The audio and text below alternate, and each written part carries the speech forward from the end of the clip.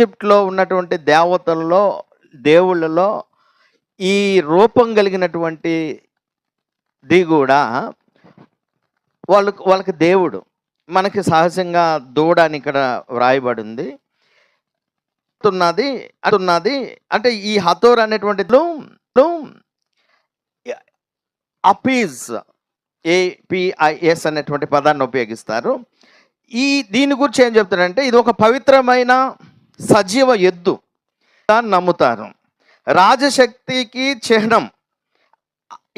అలాగే ఇది పురుషత్వాన్ని చూపిస్తుందంట. అంటే ఎద్దు బొమ్మ కలిగినటువంటి దానిని దేవుడిగా ఐగుప్తీయులకు తెలుసు. ఐగుప్తులో చాలా సంవత్సరాల నుంచి ఉన్నటువంటి ఇశ్రాయేలుకు కూడా పరిచయం అది.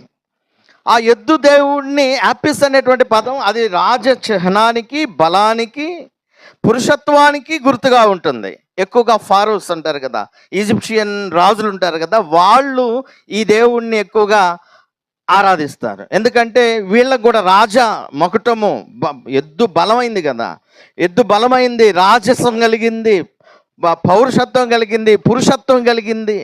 సో ఇలాంటి ఉద్దేశాలు ఉంటాయి కాబట్టి ఫరోస్ ఎక్కువగా దీన్ని అనుసరించేటువంటి వాళ్ళు.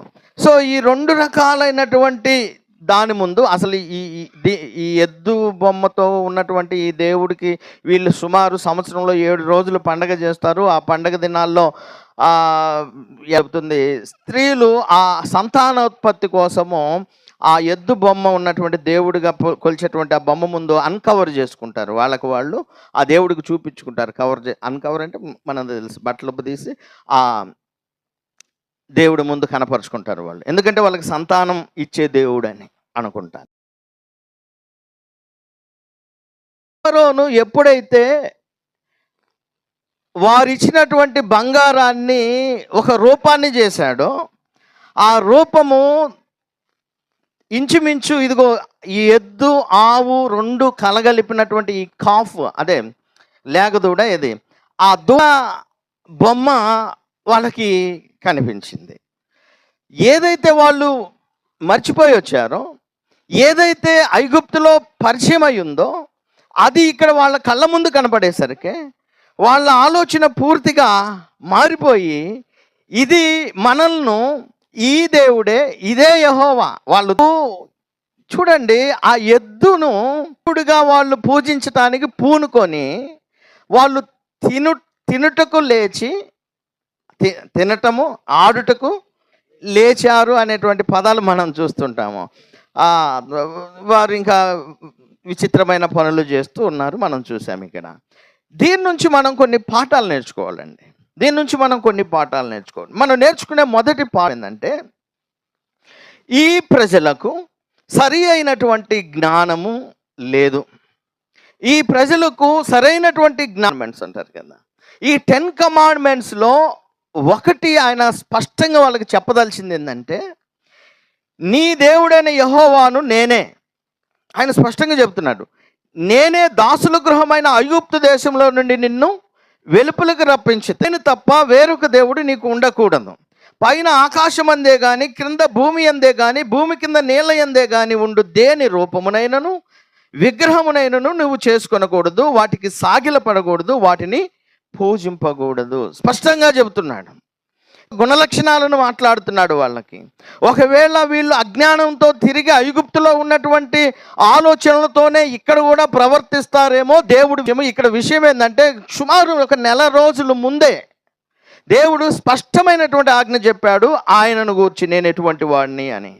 అలాగే నిర్గమాకాండం 20:18 వచనంలో ప్రజలందరూ చూడండి దేవుడు మరొకసారి ప్రత్యక్షమయ్యాడు.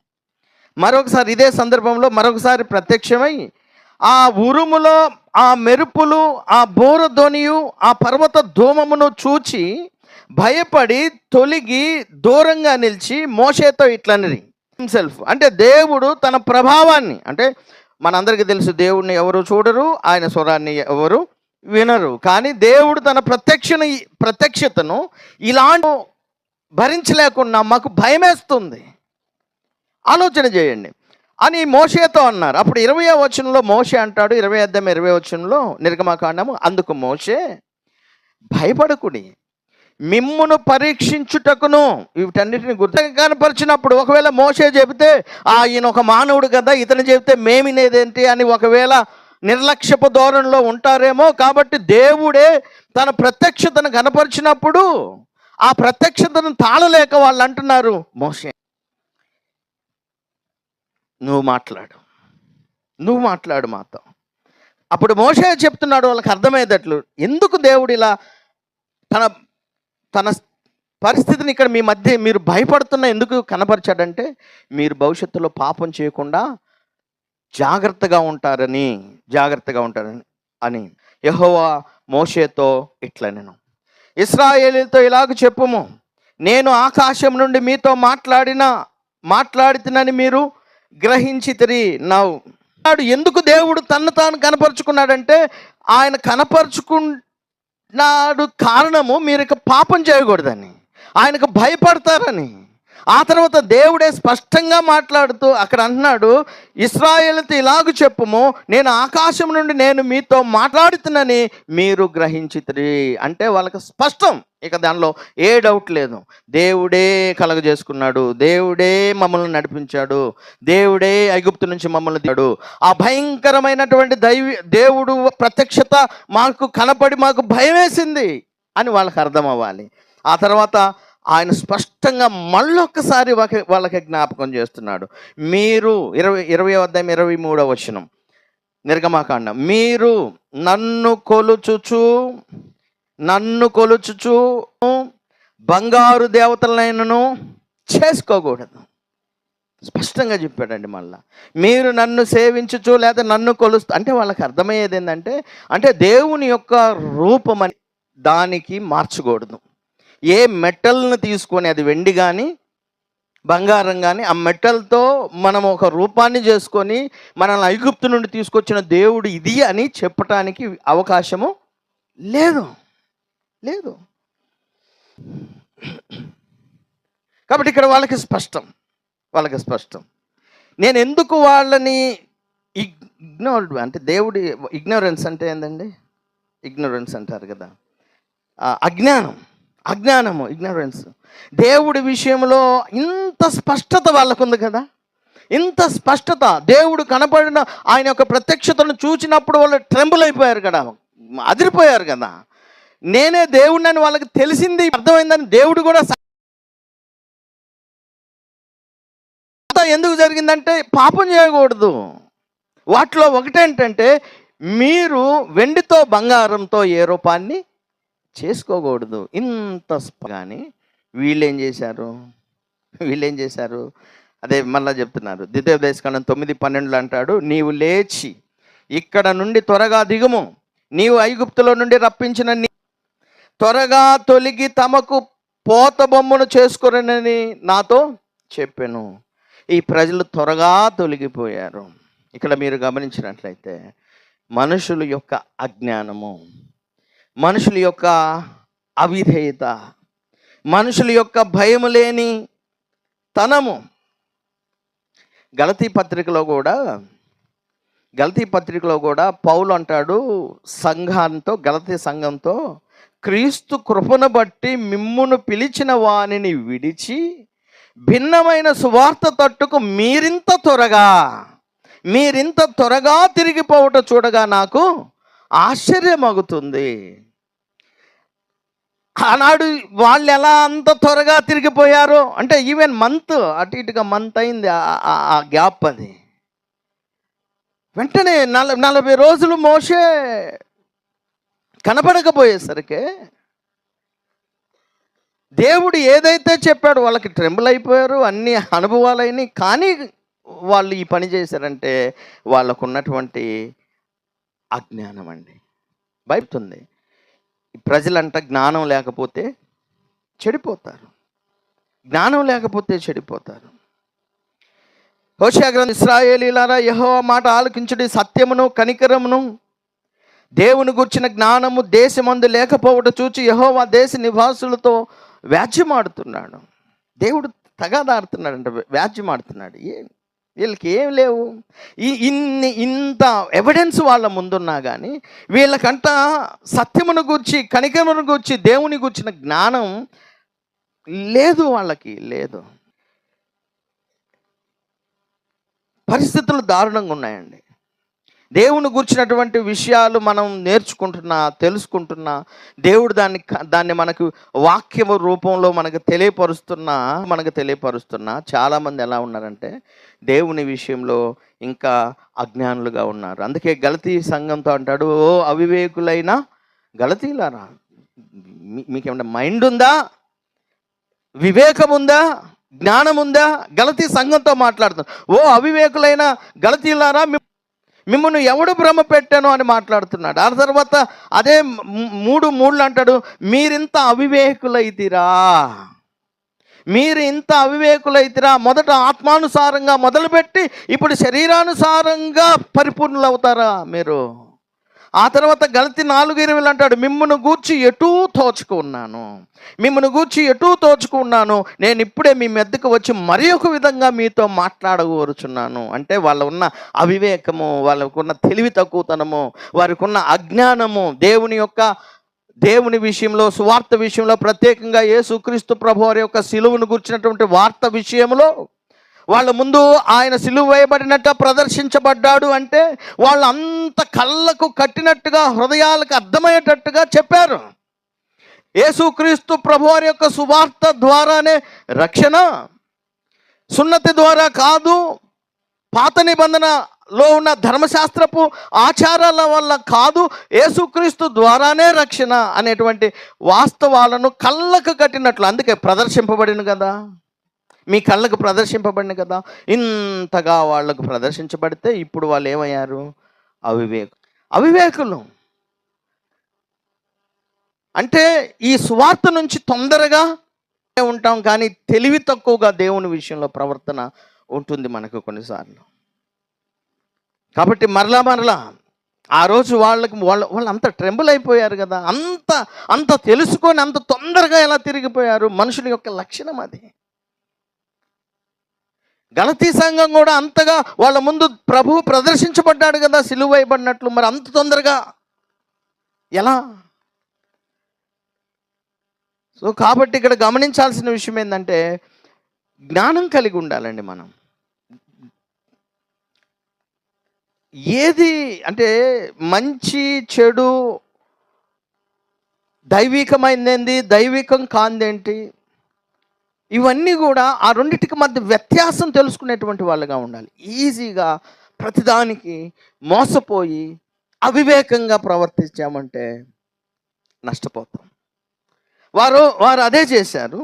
అలాగే వారి నుండి మనం నేర్చుకునేది ఏంటంటే వాళ్ళలాగా మనం అజ్ఞానంగా ఉండకూడదు. అలాగే వారి నుంచి మనం నేర్చుకునేది ఏంటంటే నిర్లక్ష్యపు ధోరణి, దేవుని మీద భయం లేనితనం ఉండకూడదు. ఆ రోజు దేవుడు వాళ్ళ ముందు ఎందుకు ఆ ఉరుములు, మెరుపులు, ఆ ధ్వని ఎందుకు కనపరిచాడంటారు? ఇందాకే మనం చదువుకున్నాం. ఎందుకు? మీరు పాపము చేయకుండానట్లు ఆయన భయము మీకు కలుగుటకు దేవుడు ఏం చేసినని ప్రజలతో చెప్పాను. స్పష్టము.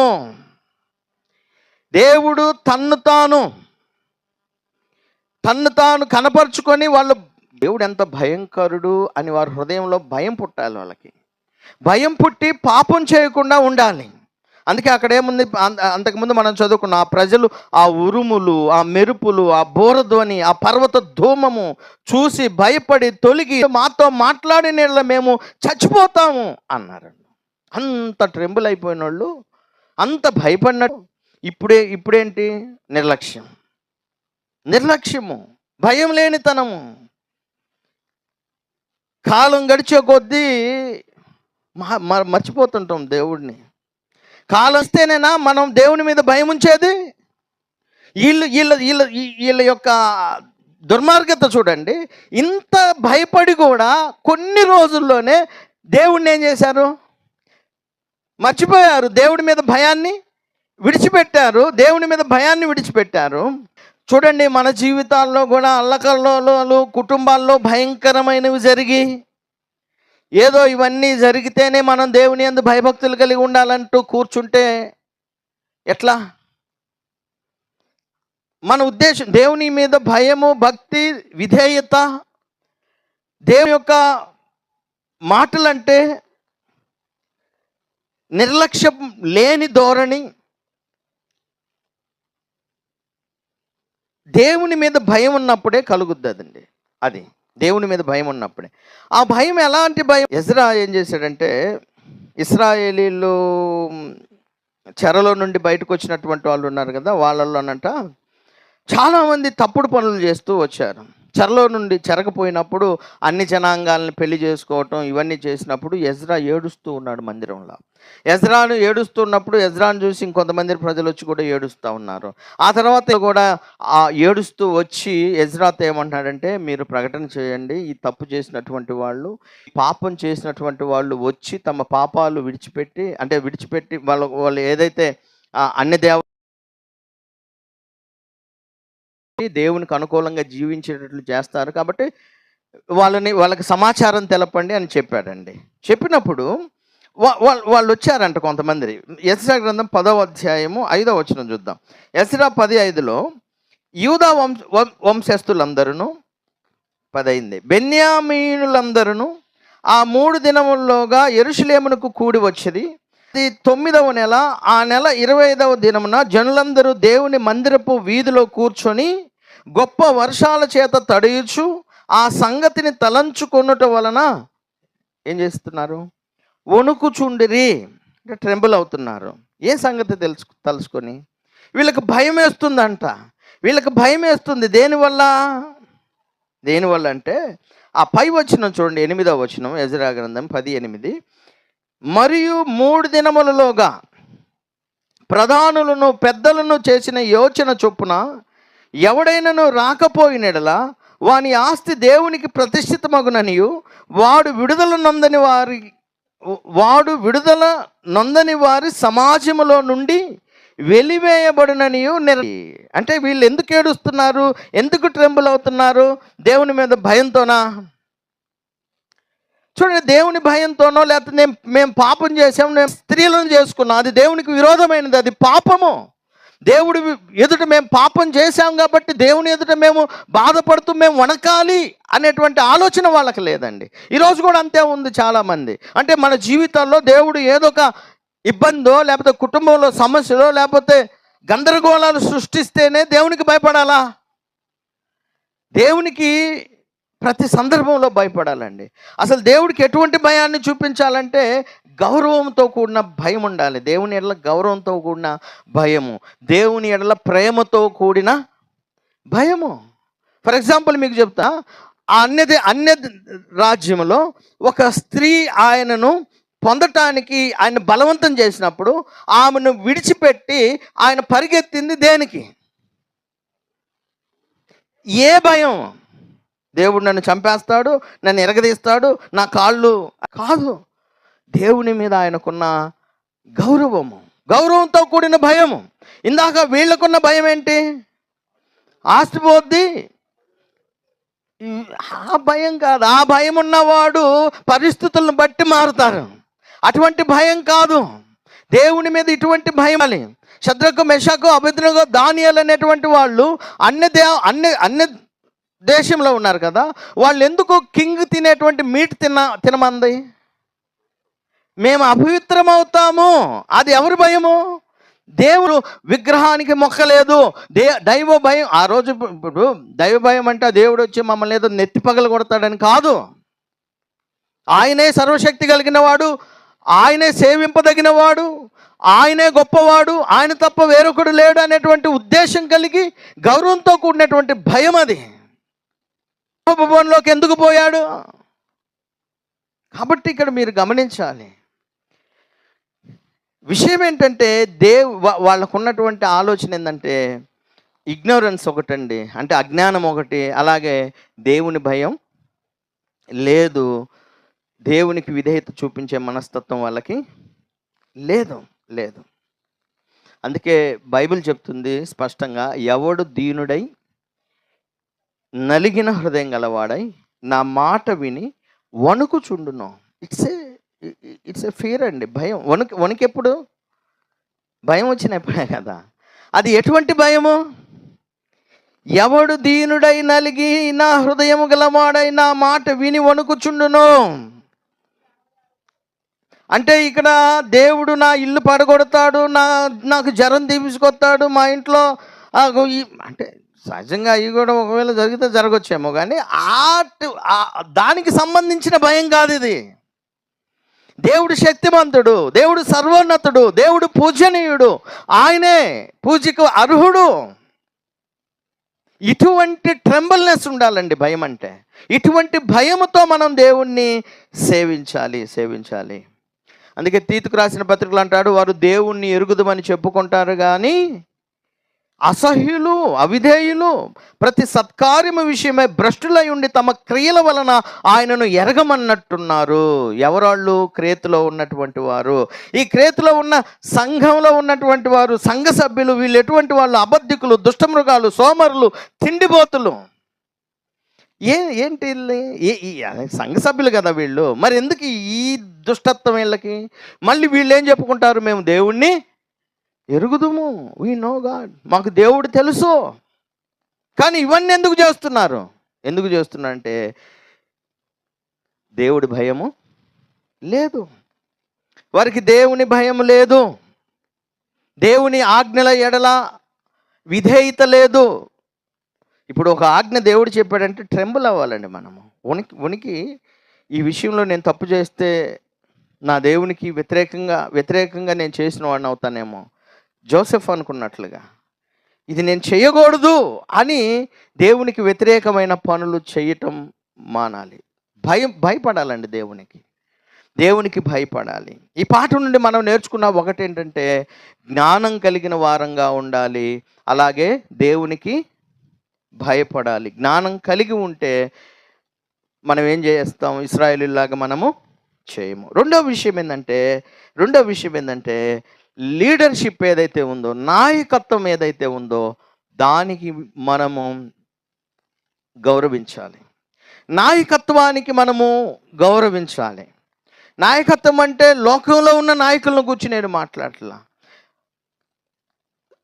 స్క్రిప్చురల్గా, బిబ్లికల్గా బైబిల్లో నాయకులు లేరా?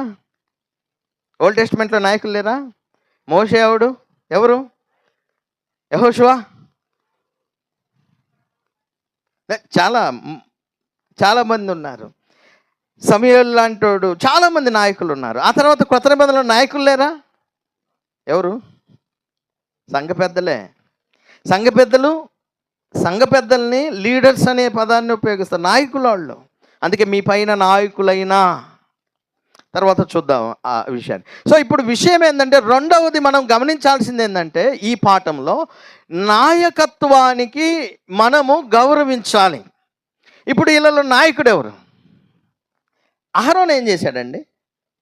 అహరోన్ ఏం చేయాలా యాక్చువల్గా అయితే? మిస్టర్ అహరోన్, ఆయన పోయాడు. ఎవరు?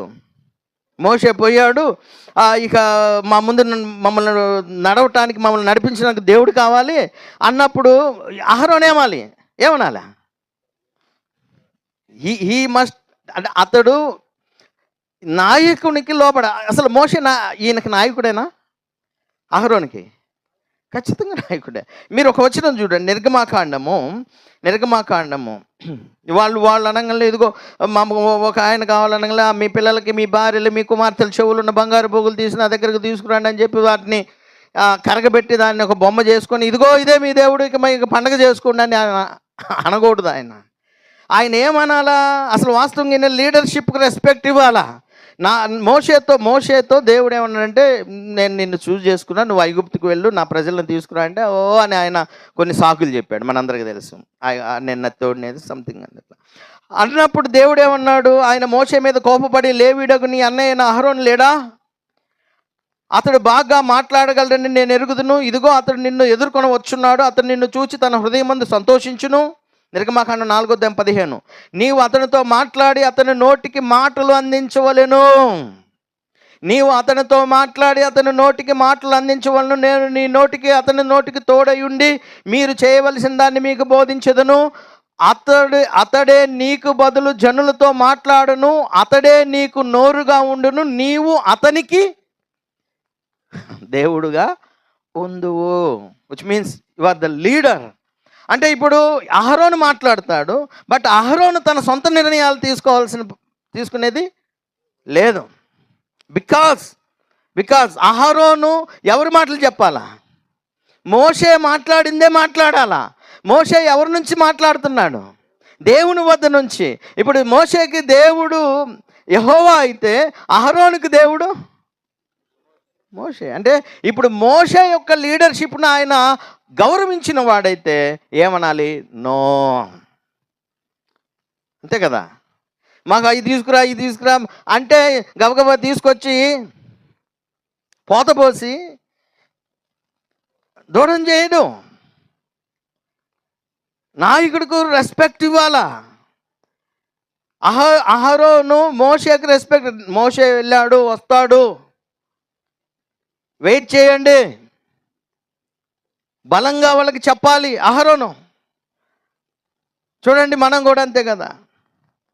మరి ఇది ఎంత నిజమో నాకు తెలియదు కానీ నాన్న చనిపోగానే సంతకానికి వెళ్ళాడు అంటున్నారు కొంతమంది. అంటే ఏంటి? We have own decisions.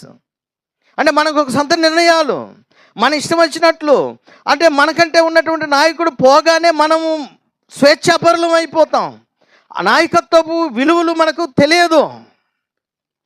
మనకంటే నాయకులుగా ఉన్నటువంటి వారిని గౌరవించడం అనేది ఇక్కడ మనం నేర్చుకోవాలండి. ఇప్పుడు మోషేకి జాషువాకి నాయకుడు ఎవరండి? మోషే. యెహోషువకు మోషే నాయకుడు. మరి యెహోషువ ఏమన్నా తొందరపడి నిర్ణయాలు ఏమైనా తీసుకున్నాడా? మోషే చనిపోయేదాకా ఎవ్రీ వర్డ్. ఒక సందర్భం వచ్చిందండి. ఆ సందర్భం ఏంటంటే 70 ఎల్డర్స్ని ఏర్పాటు చేసుకొని మోషే మీదకి వచ్చినటువంటి ఆత్మే, దేవుని యొక్క ఆత్మ ఆ 70 ఎల్డర్స్ మీదకి వచ్చినప్పుడు వాళ్ళు ప్రవచిస్తడం మొదలుపెట్టారు. వాళ్ళలో 2 నాయకులు మరి ఏమనుకున్నారో, ఎందుకు రాలేదో, ఏమైందో మనకు తెలియదు కానీ వాళ్ళు ఈ సమాజంతో కలవకుండా మోషే దగ్గరకు రాకుండా పాలెంలో ఉన్నారు, అక్కడ ప్రవచిస్తున్నారు. వెంటనే యెహోషువ మోషే దగ్గరకు వచ్చాడు పరిగెత్తుకుంటూ వచ్చి. ఏమంటున్నాడు చూడండి ఒకసారి ఫాస్ట్గా. నిర్గమాకాండము సంఖ్యాకాండం చూద్దాం. సంఖ్యాకాండం 11వ అధ్యాయము 27-28 వచనాలు. అప్పుడు ఒక యవ్వనస్తుడు మోషే యొద్దకు పరిగెత్తుకు వచ్చి ఎల్దాదు మేధాదులు, వీళ్ళ పేర్లు ఇవి, ఎల్దాదు మేధాదులు పాలెములో ప్రవచించున్నారని చెప్పగా, ఇదేంటి ఇక్కడున్న అందరూ మన పెద్దలతో ఈ 70 మందితో కలిసి వీళ్ళు ప్రవచించాలి కదా, వీళ్ళే సపరేట్గా పోయి 2 అక్కడ ప్రవచిస్తున్నారు అని పరిగెత్తుకుంటూ ఒక యవ్వనస్తుడు వచ్చి మోషేతో చెబితే, మోషే ఏర్పరచుకొనిన వారిలో నూను కుమారుడును మోషేకు పరిచారకుడైన యెహోషువ అంటున్నాడు, మోషే నా ప్రభువా, వారిని నిషేధించుము. అంటే యెహోషువ ఒక్కడే పోయి నిర్ణయాలు తీసుకున్నాడా? అందరూ ఇక్కడ అందరూ ఉంటే 70 మందిలో మీరిద్దరే సపరేట్గా పోయి ప్రవచిస్తున్నారేంటి అని యెహోషువ ఏమన్నా ప్రత్యేకంగా నిర్ణయం తీసుకున్నాడండి? లేదు. ఏం చేశాడు? ఎవరిని అడుగుతున్నాడు? మై లార్డ్ మోషే మా ప్రభువా, ఇదిగో వీళ్ళలాగా చేస్తున్నారు, వాళ్ళని నిషేధించు. మోషే అన్నాడు, ఇబ్బంది ఏం లేదులే అని. అది తర్వాత విషయం. ఇబ్బంది ఏం లేదు, వాళ్ళు చేయని, దేవుడు ఆత్మే కదా వాళ్ళ మీద కూడా ఉంది అని మోషే మాట్లాడాడు. సో ఇక్కడ విషయం ఏంటంటే, ఇప్పుడు నాయకత్వం లేకపోతే ఏమైందండి? మనం అనుకుంటాం చాలామంది, మా మీద నాయకుడు ఏంది.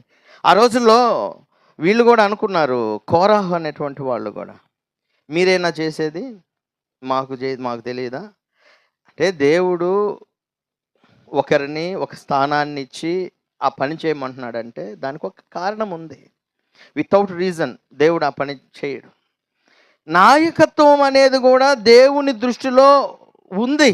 సామెతల్లో అంటాడు, నాయకులు లేని జనులు చెడిపోతారు, ఆలోచనకర్తలు అనేకులు ఉండుట రక్షణకరము. సామెతలు 11:14. హెబ్రీలకు రాసిన పత్రిక 13:7. మీకు దేవుని వాక్యం బోధించి మీ పైన నాయకులుగా ఉన్న వారిని జ్ఞాపకం చేసుకొని వారి ప్రవర్తన ఫలమును శ్రద్ధగా తలంచుకొనుచు వారి విశ్వాసమును అనుసరించండి. వారి విశ్వాసమును అనుసరించండి. హెబ్రీలకు రాసిన పత్రిక 13:17. మీ పైన నాయకులుగా ఉన్నవారు లెక్క అప్పచెప్పవలసిన వారలే మీ ఆత్మలను కాయుచున్నారు. వారు దుఃఖముతో పనిచేసిన మీకు నిష్ప్రయోజనము గనుక దుఃఖముతో కాక ఆనందంతో చేయనట్లు వారి మాట విని వారికి లోబడండి. ఇట్స్ న్యూ టెస్టిమెంట్ అండి. కొత్త నిబంధనలో కూడా చెబుతున్నాడు, మీ నాయకులకు మీరు లోబడండి. Respect your leaders. చూడండి, ఇప్పుడు పాలిటీషియన్స్కి ఎంత విలువ ఇస్తాం, నిలబడతాం కదా వాళ్ళ ముందు. ఒక పాలిటీషియన్ అయిన లీడర్కే మనం అంత రెస్పెక్ట్ ఇస్తున్నప్పుడు వేరే క్రిస్టియన్స్ అండి, వేర్ గాడ్స్ పీపుల్, మన దేవుని ప్రజలమైనటువంటి మనము మన మీద నాయకత్వంగా ఒకరిని దేవుడు నియమించినప్పుడు అది సంఘంలో సంఘ పెద్దలు అయి ఉండొచ్చు, ఆలోచనకర్తలు అయి ఉండొచ్చు, సహోదరులుగా ప్రోత్సహించే వాళ్ళు ఎవరైనా కావచ్చు. We must respect them. మనం వాళ్ళకి గౌరవించాలా, వారి మాట వినాలా. మీకు ఒక ఉదాహరణ చెబుతా. అపోస్తలుల కార్యం 15వ అధ్యాయంలో యాంటియోక్లో ఉన్నటువంటి చర్చ్ దగ్గరికి యెరూషలేములో నుండి కొంతమంది వచ్చారు.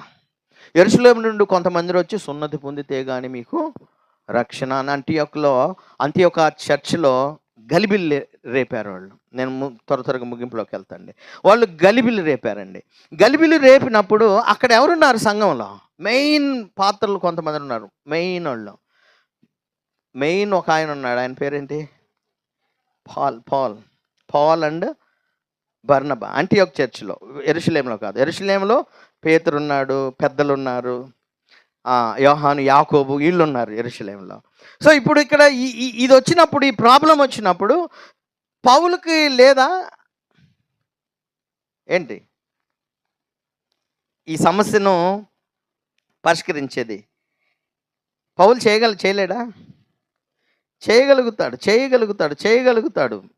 Maybe God will give him revolution, అంటే దేవుడు అతనికి ఆ జ్ఞానం ఇవ్వచ్చు, మనకైతే తెలియదు. కానీ ఇక్కడ మనం చూసేది ఏంటంటే వీళ్ళు ఏం చేశారు?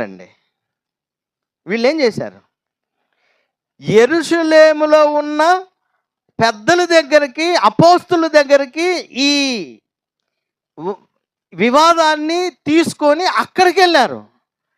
ఏంది? ప్రపంచం మొత్తం తిరిగిన పౌలు ఎవరిని గౌరవించాడు? పెద్దలను గౌరవించాడు ఆయన. ఏంది, నేను ప్రపంచం మొత్తం సువార్త చేసేవాడిని అన్నట్లుగా లేడు ఆయన. అప్పటికి చేయలేదు అనుకోండి, అప్పటికి వెళ్ళలేదు. స్వార్థ ప్రయాణాలు మేబీ ఒకటి అయిపోయింది అనుకుంటా, ఒక స్వార్థ ప్రయాణం అయిపోయింది అప్పటికి. సో నేను ఇంత స్వార్థ ప్రయాణాలు చేస్తున్నా, నేను సొంత నిర్ణయాలు తీసుకోవచ్చు కానీ పౌలు బర్నబాలు వెళ్ళి యెరూషలేముకి వెళ్ళి పెద్దలను కలిసి వాళ్ళు ఏదైతే సెటరైట్ చేసి, ఇదిగో ఇది ఇలా చెయ్యండి అని చెప్పినప్పుడు దాన్ని మళ్ళా తీసుకొని వచ్చి అంతియోక్యలో చెప్పి ఇది చేశారు. అంటే దాని అర్థమైంది, నాయకులకి గౌరవించారు, విధేయత చూపించారు, రెస్పెక్ట్ ఇచ్చారు. నాయకులకి రెస్పెక్ట్ ఇచ్చారు. ఇంక మేము ఇయ్యంలే అంటే అది ఇంక వాళ్ళ ఇష్టం. కానీ ఇక్కడ అహరోను చేయాల్సిన పని ఏంటి? మోషే నాయకత్వానికి లోబడాలి. ఫైనల్గా ఒకటి చూసి ముగించేద్దాం. మూడవ విషయం ఇక్కడ మనం నేర్చుకోవాల్సిన విషయం ఏంటంటే, అహరోను భయపడకూడదు. అహరోను ఆ ప్రజలకు భయపడకూడదండి. నరుల ముఖాన్ని లక్ష్య పెట్టకూడదు. ఎవరు కూడా నరుల ముఖాన్ని లక్ష్య పెట్టకూడదు. చాలామంది ఉంటారు గంభీరంగా, ఈయనతో మాట్లాడితే ఏమైతో. బైబిల్ గ్రంథంలో పాల్ తన గురించి చెప్పుకుంటూ ఆయన చాలా బలహీనుడు. ఆయన పత్రికలు చాలా ఘనమైనవి అని చెప్తుంటారు. అంటే ఇక్కడ విషయం ఏంటంటే, నరుల ముఖాన్ని మనం లక్ష్యం చేయకూడదండి. ఈజ్ హీ పొలిటీషియనా, లేకపోతే ఈయన అంతోడా, ఇంత గొప్పడా, అంటే దాని అర్థం మనం వాళ్ళని రెస్పెక్ట్ లేకుండా ఉండమని కాదు దాని అర్థం. అంటే మనం సత్యాన్ని చెప్పాల్సి వచ్చినప్పుడు, వాస్తవాలను బోధించాల్సిన వచ్చినప్పుడు, దేవుని వాక్యాన్ని ఉన్నది ఉన్నట్టుగా చెప్పాల్సి వచ్చినప్పుడు నరుల ముఖాలను లక్ష్య పెట్టకూడదు, భయపడకూడదండి ముందు. ఇప్పుడు అహరోను భయపడ్డా? భయపడ్డాడు. భయపడ్డాడని చెబుతున్నాడు. ఎవరికి? మోషేకి చెబుతున్నాడు. మోషే దిగొచ్చిన తర్వాత 32వ అధ్యాయం 21 నిర్గమాకాండం, అప్పుడు మోషే, నీవు ఈ ప్రజల మీదకి ఈ గొప్ప పాపము రప్పించినట్లు వారు నిన్ను ఏమి చేసిరని అహరోను అడగా. వాళ్ళు నిన్నేం చేశారని అహరోను అడగా. అహరోను అన్నాడు, నా ఏలినవాడా, నీ కోపం మండనీయకము, ఈ ప్రజలు దుర్మార్గులను మాట నీ వెరుగుదువు, వారు మాకు ముందుగా నడుచుటకు ఒక దేవతను చేయము, ఐగుప్తులో నుండి మమ్మల్ని రప్పించిన వాడకు ఈ మోషే ఏమాయనని మాకు తెలియదనిది. అందుకు నేను అన్నాను, ఎవరి యొద్ద బంగారం ఉన్నదో వారు దాన్ని ఊడదీసి తిండని చెప్పి తిని నేను దాన్ని అగ్నిలో వేయగా ఈ దూడ ఆయను. ఈ దూడ అయింది. ఆయన అగ్నిలో వేస్తే దూడ అయిందా? కాదు. ఇంగ్లీష్లో స్పష్టంగా ఉంది, ఆయన మౌల్డ్ చేశాడని దాన్ని. అంటే ఆ రూపాన్ని ఈయన తీసుకొచ్చాడు. కానీ నేనేమంటున్నాడంటే, నేను అగ్నిలో వేస్తే అది దూడబొమ్మ అయింది అంటాడు. అగ్ని వేస్తే దూడబొమ్మ ఎట్లయింది? సో ఇక్కడ విషయం ఏంటంటే, నేను భయపడ్డానని చెబుతున్నాడు. ఒక్క విషయాన్ని గమనించండి. ప్రజలు తప్పు చేస్తున్నప్పుడు, పాపం చేస్తున్నప్పుడు, దేవునికి వ్యతిరేకంగా నడుస్తున్నప్పుడు, దేవుని కోసం నిలబడినటువంటి నాయకులు భయపడకూడదు. దేవుని కోసం నిలబడినటువంటి నాయకులు భయపడకూడదు. ఈవెన్ యాకోబు తల తెంచిన పేతురుని పోయి చెరసాల్లో వేస్తే ఆ రాత్రి హాయిగా నిద్రపోతున్నాడు. ఎవరు? పేతురు. అదేంటి? టుమారో, రేపు రేపు రేపు అతను ఏం చేస్తాడంటే బయటకు తీసుకొచ్చి అందరి ముందు హ్యాంగ్ చేయటమో తలనరకటమో చేస్తాడు. కానీ పేతురు ప్రశాంతంగా నిద్రపోతున్నాడు. ఇక్కడ కొంతమంది నిద్రపోయినట్టు హాయిగా నిద్రపోతున్నాడు. ఎందుకు? రేపటిని గూర్చి భయము లేదు. ఇక్కడ విషయం ఏంటంటే, సత్యం చెప్పాల్సి వచ్చినప్పుడు, ప్రజలు తప్పుడు మార్గాల్లో నడుస్తున్నప్పుడు, పాపం చేస్తున్నప్పుడు నాయకులుగా ఉన్నవారు భయపడకూడదు. స్ట్రిక్ట్గా చెప్పాలి. నో. ఎవరికి? ప్రజలకి. Maybe they will take the ఏమంటారు, రాళ్ళు, స్టోన్స్ తీసుకొని కొడతారు. ఆయన భయం. మరి స్టెఫను